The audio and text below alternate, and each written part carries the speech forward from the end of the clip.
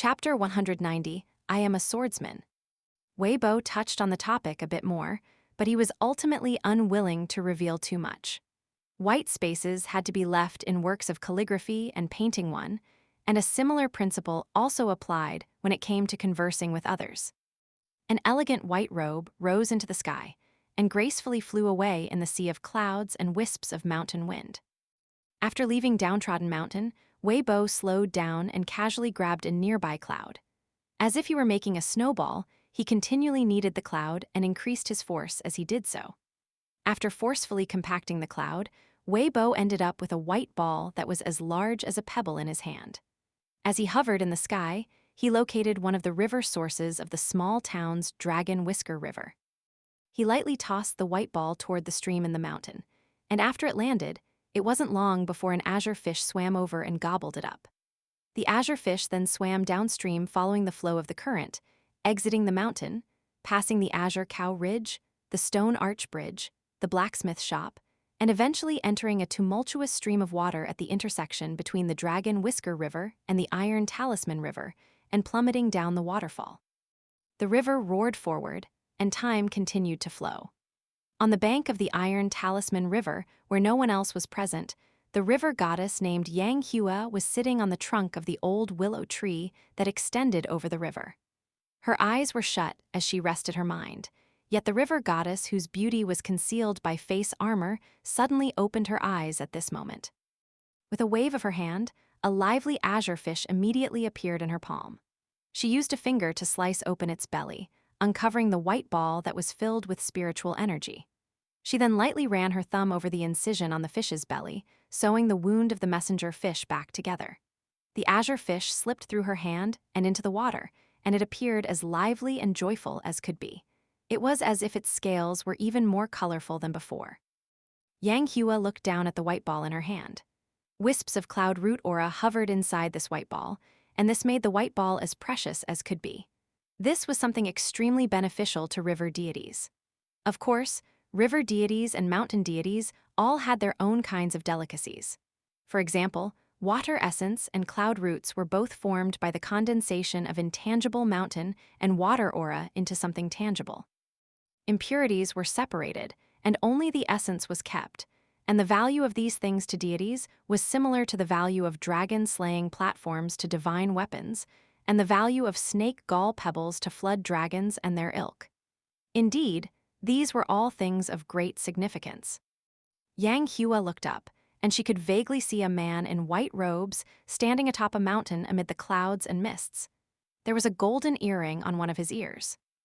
Not long ago, she had personally witnessed this person riding on the back of that black python with mediocre cultivation talent alongside Su Ryu, a Mohist disciple and one of the great Li Empire's guardians. After going against the flow of the river and passing this place, they had headed toward the mountains in the distance. However, Yang Hua hadn't imagined that Weibo would surprisingly become the formal god of the great Li Empire's northern mountain. His rank was now far above hers. Right now, Yang Hua was unsure of why Weibo was expressing goodwill toward her. Perhaps his position was unstable, so he needed to win over others. Yang Hua smiled coldly. She clenched her fist and resolutely crushed the white ball in her hand, causing all of the spiritual energy to flow into her body. Her hair billowed in the wind, and waves appeared in the river beneath her feet. It was as if the river were expressing its delight after seeing its master advance her cultivation. Weibo retracted his gaze from the distant Iron Talisman River before turning around and returning to Cloud Drape Mountain. As he rode the wind and flew across the mountains, there would occasionally be chi refiners who looked up and loudly shouted in greeting. In the past, Weibo would always smile and greet them back. Today, however, he was in no mood to do so. He simply arrived before an iron chain and rope bridge that hung between two mountain peaks. This bridge was still in construction, and it was wide enough to allow two horse-drawn carriages to pass by each other. No matter how powerful the mountain wind was, the bridge would only sway a very small amount. This was because the Mohist chi refiners and mechanists all had strict requirements regarding how much the bridge was allowed to sway under what kinds of wind conditions. They most definitely wouldn't cut any corners. Planks of ebony wood were laid across the rope bridge, an extremely tough kind of wood. In fact, the full power attack of a swordsman at the lower 5 tiers would only be able to leave a small hole in this wood. The iron chains were also forged from top-quality iron essence. After all, shops that had a history of 100 years could already be considered time-honored and reputable in the mortal world. In the cultivation world, however, only those places with a history of over 500 years dared to call themselves a time-honored place.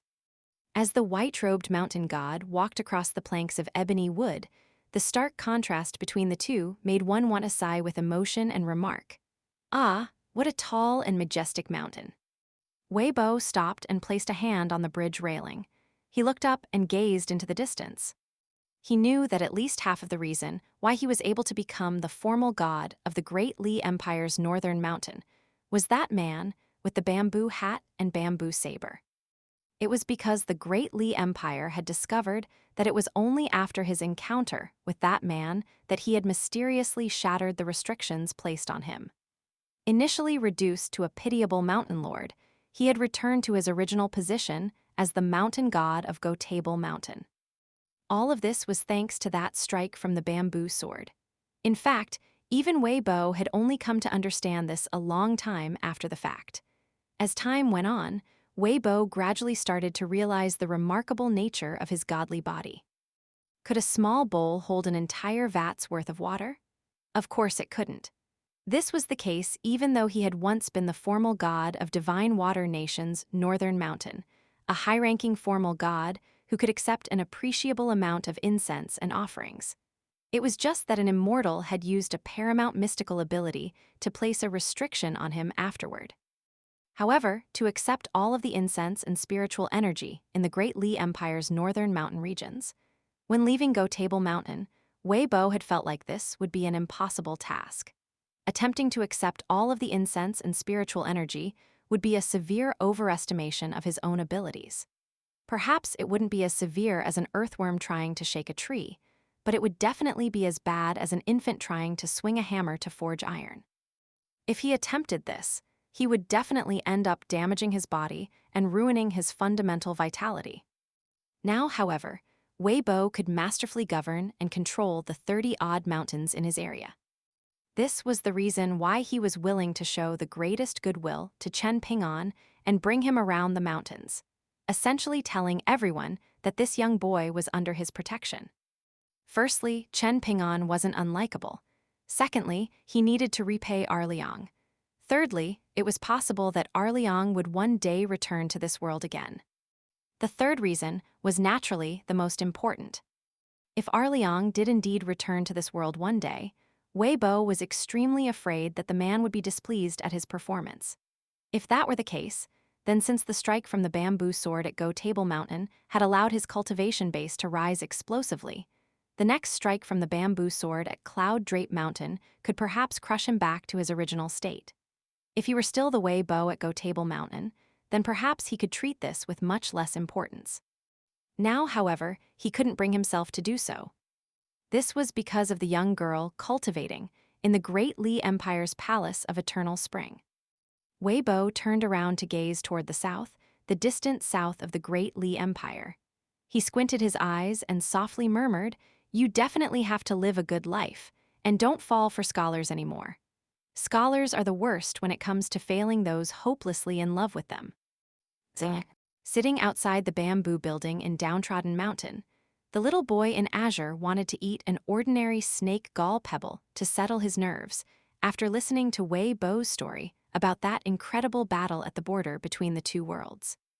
As the little boy in azure crunched down on the snake gall pebble, he thought of Chen Ping'an's pitiable expression as he had turned around to look at the bamboo building just then. He couldn't help but click his tongue in wonder and say, "Who would have thought that Master would also shed tears? Master is truly someone with genuine emotions." It was a story completely unrelated to him, yet he was still so moved that he couldn't help but shed tears. I'm sure that things will definitely be spectacular when Master travels around the world in the future. When he comes across injustices, he'll roar and charge over to save those young women who will then pledge themselves to him.